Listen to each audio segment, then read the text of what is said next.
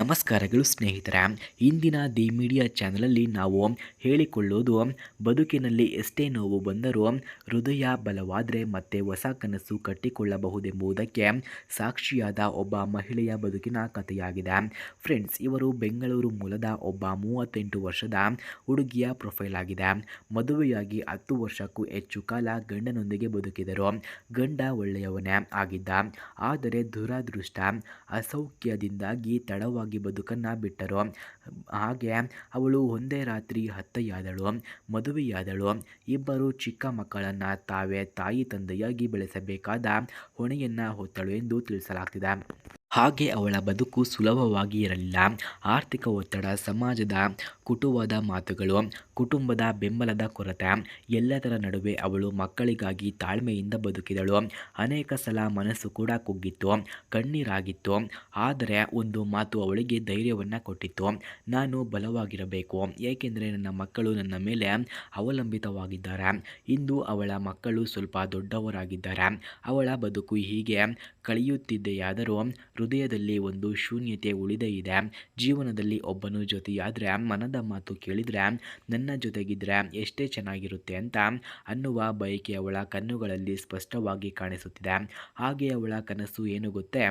ಬಾಳಿಗೆ ಮತ್ತೆ ಬಣ್ಣ ಕಟ್ಟುವ ಒಬ್ಬ ಮನುಷ್ಯ ಬೇಕಾಗಿದ್ದಾನೆ. ತಾನು ವಿಧವೆಯಂತ ಸಮಾಜ ಬದಿಗೊಳಿಸೋದನ್ನು ಅವಳು ಬಯಸೋದಿಲ್ಲ. ಬದಲಿಗೆ ತಾನು ಇನ್ನೂ ಬದುಕೋಕೆ, ಪ್ರೀತಿಸೋಕೆ, ಬಾಳೋಕೆ ಅರ್ಹೆ ಅಂತ ತೋರಿಸಬೇಕೆಂದುಕೊಳ್ಳುತ್ತಿದ್ದಾಳೆ ಎಂದು ತಿಳಿಸಲಾಗ್ತಿದೆ. ಹಾಗೆ ಅವಳಿಗೆ ಬೇಕಾಗಿರುವಂತಹ ವ್ಯಕ್ತಿ ಯಾರು ಗೊತ್ತಾ?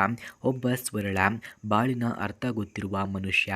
ತನ್ನ ಜೊತೆಗೆ ಮಾತನಾಡೋಕೆ, ನಗಿಸೋಕೆ, ತಾನೇ ಅಳುವಾಗ ಬೆನ್ನಿನನ್ನು ತಟ್ಟೋಕೆ, ಮಕ್ಕಳನ್ನು ತನ್ನ ಮಕ್ಕಳಂತೆ ಕಾಣೋಕೆ ಸಿದ್ಧನಿರುವ ಒಬ್ಬನು ಬೇಕು ಎಂದು ಹೇಳಿಕೊಂಡಿದ್ದಾರೆ.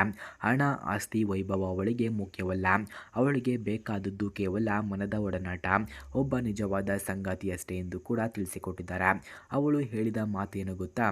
ಯಾರಿಗಾದರೂ ನಿಜವಾಗಿಯೂ ಸಂಪರ್ಕ ಬೇಕಿದ್ರೆ ಬನ್ನಿ. ನನ್ನ ಬದುಕಿನ ಹೊಸ ಅಧ್ಯಾಯವನ್ನು ನಾನೊಬ್ಬಳೇ ಬರೆಯಲು ಸಾಧ್ಯವಿಲ್ಲ. ನನಗೆ ಒಬ್ಬ ಸಹಯಾತ್ರೆ ಬೇಕು ಎಂದು ಅವರು ತಿಳಿಸುತ್ತಾರೆ. ಸ್ನೇಹಿತರೆ, ಇಂತಹ ಹೃದಯದಿಂದ ಮಾತನಾಡುವ ಅತ್ತೆಗೆ ಬದುಕಿಗೆ ಹೊಸ ಬೆಳಕು ತರುವಂತಹ ಒಬ್ಬನು ಸಿಕ್ಕರೆ ಎಷ್ಟು ಚೆನ್ನಾಗಿರುತ್ತೆ ಅಲ್ವಾ?